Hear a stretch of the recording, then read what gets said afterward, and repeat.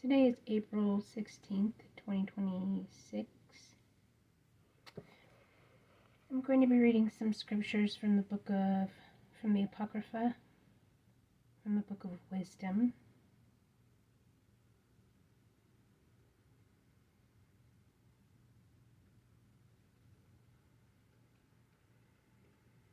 From the Book of Wisdom, chapter 16, starting in verse 15.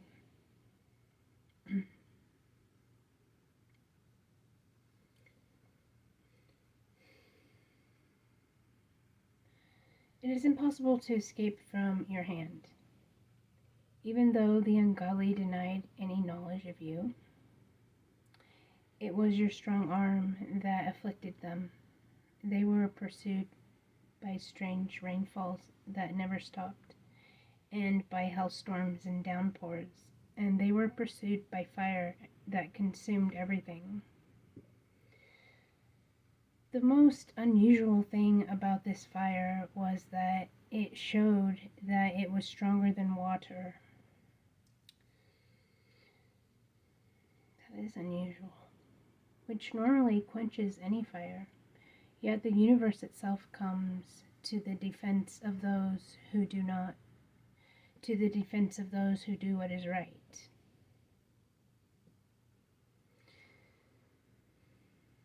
At one point, the flame did die down so that it might not destroy the creatures that had been sent, but only punish them. The ungodly noticed and realized it was God's judgment that was hunting them down.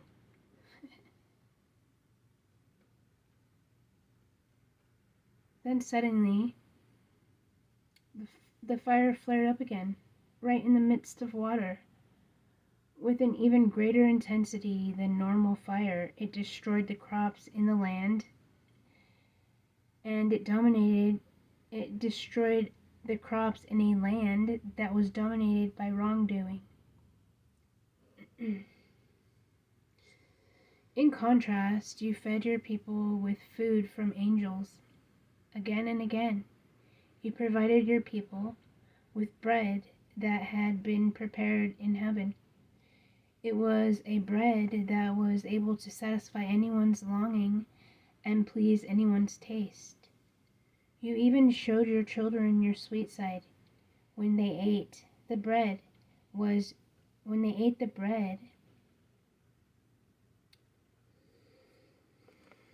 You even showed your children your sweet side when they ate.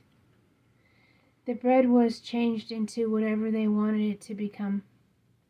And though it was like snow and snowflakes, it endured the fire which did melt it.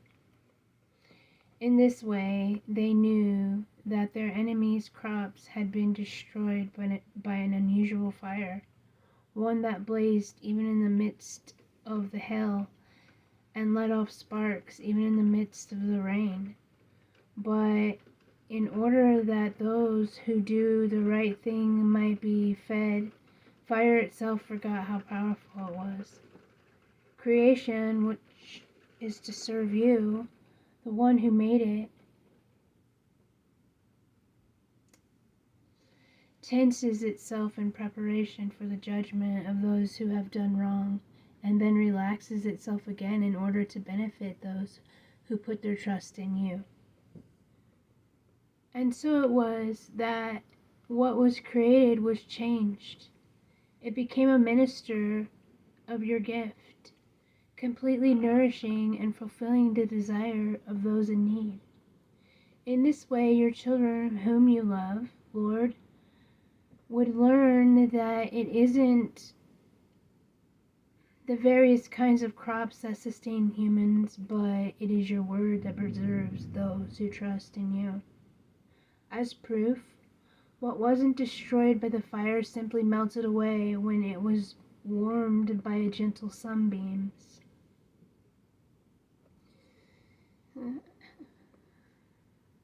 In this way, we learn that we too must arise before the sun to thank you and pray to you with the dawn of light. The hope of those who don't thank God however, will melt away like winter frost and drain away like wastewater.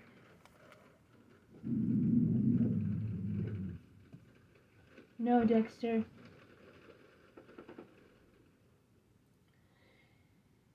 Chapter 17 of the Book of Wisdom. Your judgments are great and difficult to explain.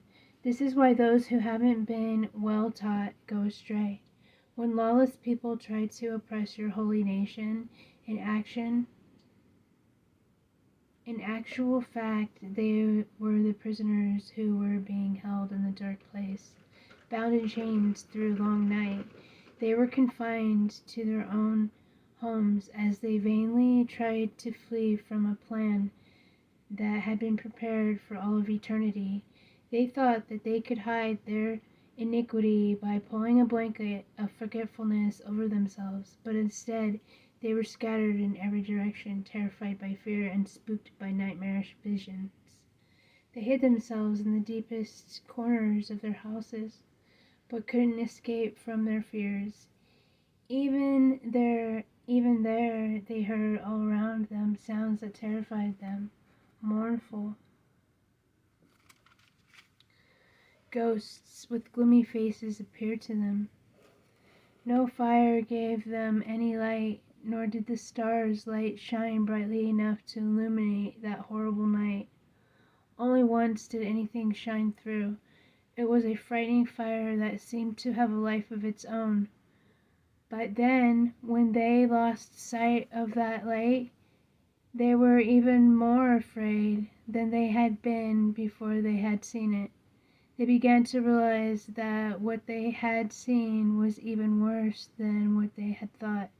They realized that their mocking attempts at magic were too weak, and that they had no real power.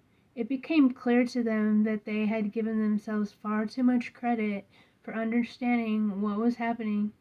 Those who had thought that they could dispel fears and free sick beings from terror became sick themselves with laughable case of nerves.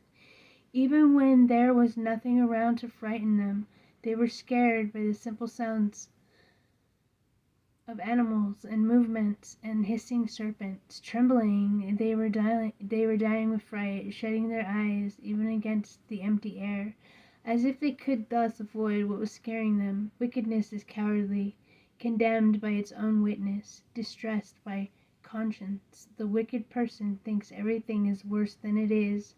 Fear betrays our ability to help ourselves. Fear betrays our ability to help ourselves by thinking clearly. Expecting the worst, people prefer to remain ignorant of the cause of their torment.